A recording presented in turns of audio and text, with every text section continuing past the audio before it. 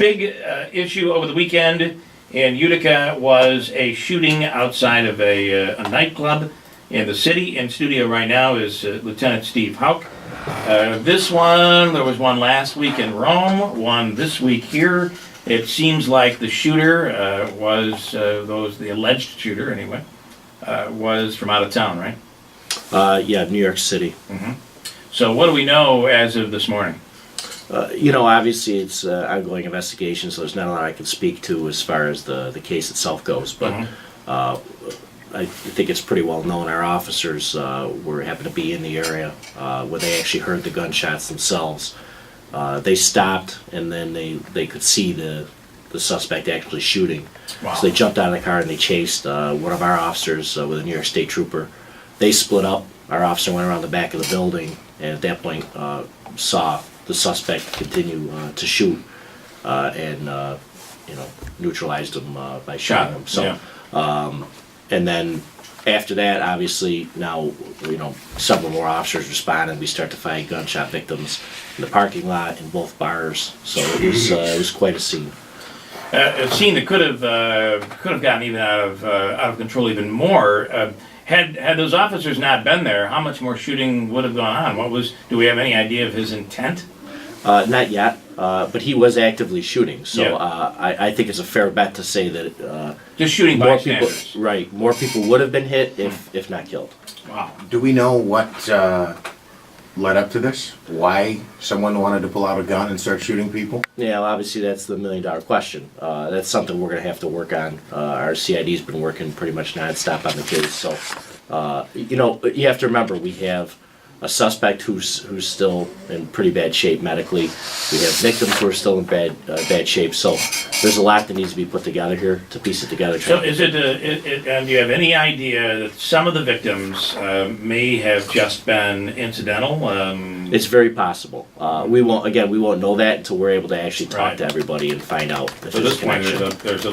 but are you receiving cooperation? Are people cooperating? I had a lot of witnesses. Yeah, it's well. That's the other thing too, is that we know the bar was emptying out.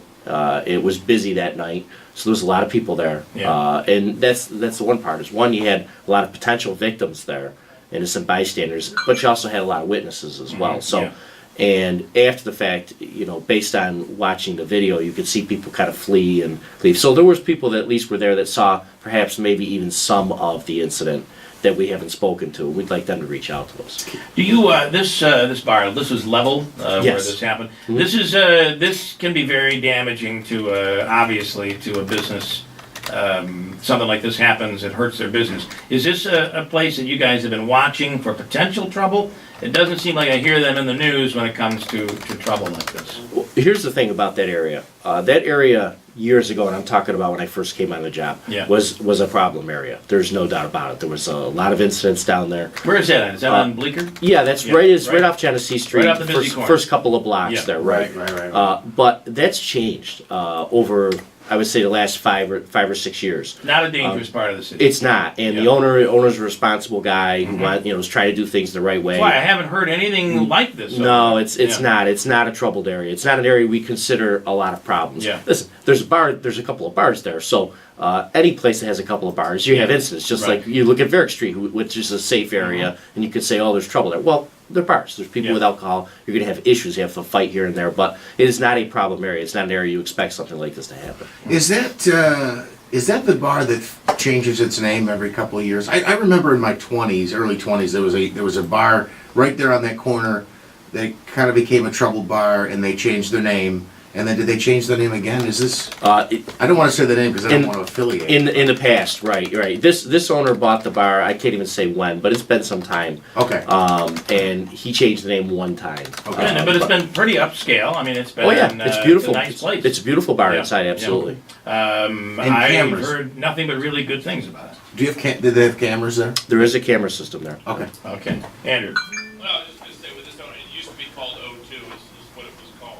Right, exactly. It is. Yeah, it is the one I was thinking. Yep. About 10 years ago, there were problems there under a previous name before Oh, absolutely. it was O2. Yeah, different owner, Like different owner. cocktails and drinks or Exactly. something, Yeah, yeah. and it was Roche's Lounge. And there was a Yeah, lot. yep. And again, it was a problem bar. There's no doubt. Yeah. But that's changed. That's changed drastically, honestly. he put a lot of money in the bar and, security and just the bar itself. I think he changed everything. And again, it hasn't been a problem area for us, but unfortunately, things like this can really, they can kind of pop up here and there. Okay, so if anybody has any information, if they were there, If you're there, heard right. something, Exactly. You can call our Criminal Investigation Division 223-3510 with anything that you have, even if you want to remain anonymous. and you can remain anonymous. You can, I think sure. this day and age right now with all this, I think that really is important that you guys would protect their anonymity. Ideally, of course, we'd like a row of people lined up at the station Yeah. waiting to give statements. However, we understand that it's difficult sometimes for people, so we'd rather have the information than Yeah. not have it. So, Was it in West Utica recently where there was criminal activity going on and the people around the neighborhood literally surrounded the guy and allowed him to be apprehended? Do you have details on that? yeah, that was a burglary in progress. A bunch of neighbors. It was a house that was vacant. West Utica? It was West Utica. The house was vacant, but it was being fixed up, and we had the typical sort of burglary, come in and steal the copper pipes and all the wiring and all these sort of things to sell for scrap. I mean, we have that all the time. It's Air right. conditioning units, All that everything, stuff, yeah. right? So the neighbors knew the situation, knew that it was vacant, saw the guy, had called us, but in the meantime, the guy started to leave, so they tried to stop him. He wouldn't. A little fight ensued, and we showed up. So Dangerous, however, there's some neighbors that are saying, we're, what was the old, we're as mad as hell and we're not going to take it anymore. those things are bound to happen Yeah. in situations. People, we've talked about this many times. People are passionate about crime. They Right. don't want to be victims. They don't want their neighbors to be victims. They don't want it in their neighborhood. People don't want crime. Right. It seems like an oversimplification, but Right. people don't want it, and especially in their neighborhood when it hits home, and they're going to do what they can to, and we appreciate that. Yeah. Obviously, we don't encourage people to confront people right. because you never know. However, we can appreciate the thought behind it because we feel the same way. And in this case, it worked.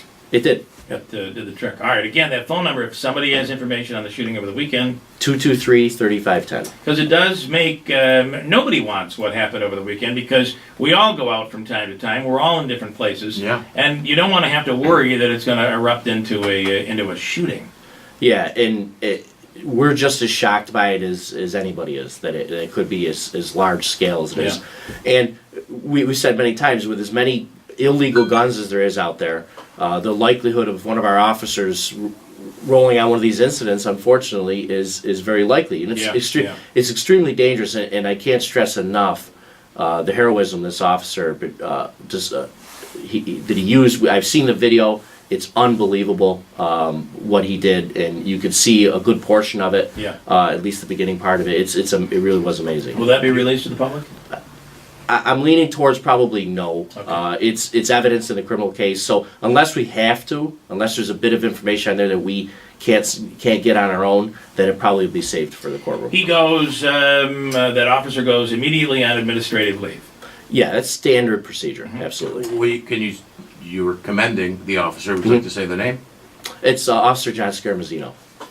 All right. Big stuff. So again, if people have details, we'll have phone numbers on our website at WIBX950.com. Thank you. Thank you. I got a break. 8:19. I want to play the FBI director's comments on 60 Minutes last night. Really good stuff.